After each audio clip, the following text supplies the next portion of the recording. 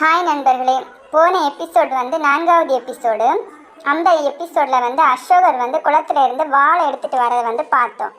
அசோகர் வந்து அந்த வாழை கொண்டு தனது வீட்டுக்கு வந்து போவார். இவர் வந்து அரச குடும்பத்தில் தான் அசோகர் பிறந்தார். ஆனால் வந்து இவர் பிறந்தனால வந்து அவங்க குடும்பத்தில் உள்ளவங்க எல்லாம் என்ன செய்வாங்கன்னா அரண்மனையை விட்டு வெளியேற்றுவாங்க. வெளியேற்றி அரண்மனையை வெளியில் வந்து ஒரு கிராமத்தில் வந்து அவங்க அம்மாவோட தனியாக வாழ்ந்துட்டு இருப்பார். அசோக் வந்து வாழை கொண்டு வந்ததும் அவங்க அம்மா வந்து என்னடா இது, இவன் ஒரு வாழை கொண்டு வரானே அப்படின்னு சொல்லிட்டு ஷாக் ஆகி பார்த்துட்டே இருப்பாங்க.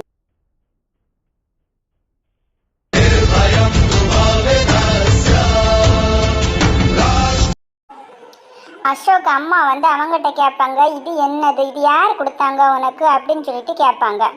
அதுக்கு வந்து அசோகர்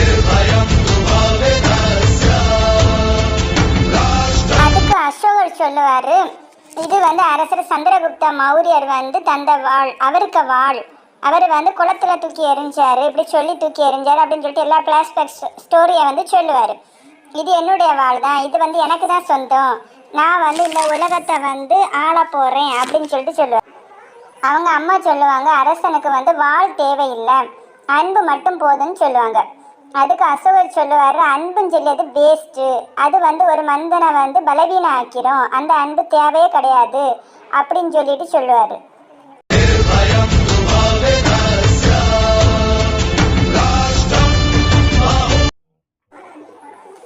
அந்த அன்பு வந்து ஒரு மனிதனை வந்து பலவீனம் ஆக்கிரும், அது இருக்கவங்க வந்து வீக் ஆயிடுவாங்க, அன்பு வந்து கண்ணில் வந்து கண்ணீரை தான் வர வைக்கும் அப்படின்னு சொல்லுவாங்க. உடனே வந்து அசோக்கு அம்மா வந்து ஷாக்காகி அப்படியே பார்ப்பாங்க.